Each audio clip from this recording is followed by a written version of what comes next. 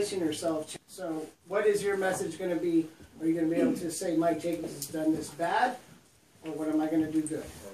It's a little bit of both. I feel it's very important to run a positive campaign because, you know, that's why politics has become so unpleasant. That's why it's so hard to get your friends to come out to a political event, because anybody with any amount of sense just wants to stay far away from it, and that's kind of how we've gotten in the mess we're in. It's like you got a lot of crazy people deciding to show up. Absolutely. So there is going to have to be a little bit of showing the contrast.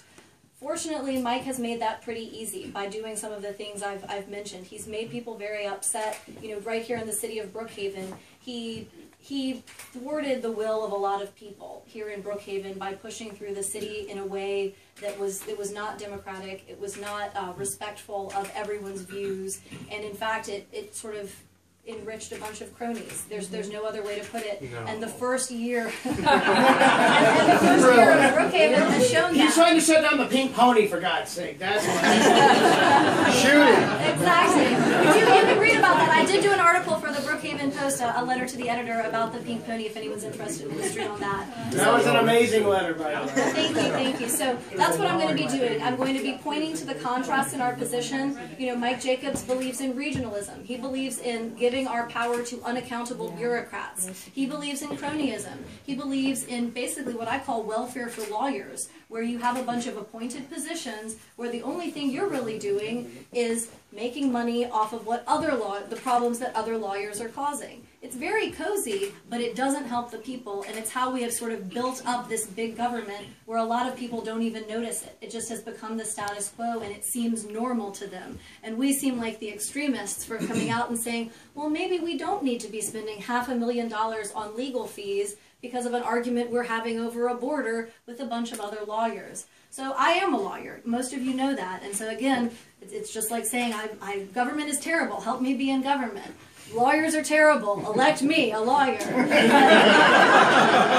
But really, it's my experience as a lawyer that has allowed me to sort of apprehend what's actually going on in these situations, and it has put me in a position where I feel like I can effectively criticize and point out the problems that they're causing. So that's what we're going to be talking about.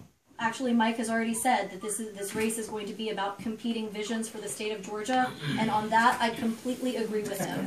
You have two visions of the state of Georgia. One, a big government bureaucracy where cronies and friends are the ones who get all the special treatment and favors, and one that is as it was actually envisioned, where limited government and freedom are the dominating principles of our community, and government exists to facilitate cooperation among citizens, not to facilitate people imposing their will on each other just because they can get 51%, or in the case of regionalism and other bureaucracies, they don't even have to get that. And that is what we are fighting against. I'm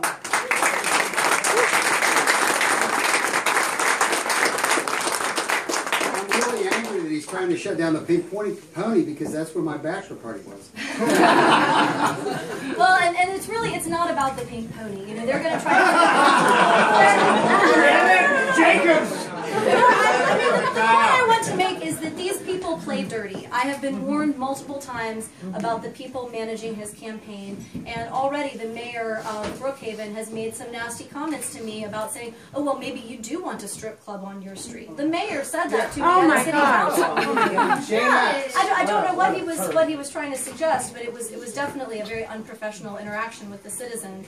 And so we're going to be up against some people who are fighting dirty, and they will probably try to paint us as, oh, well, you're just pro-strip clubs. We're pro-business. We're pro-freedom.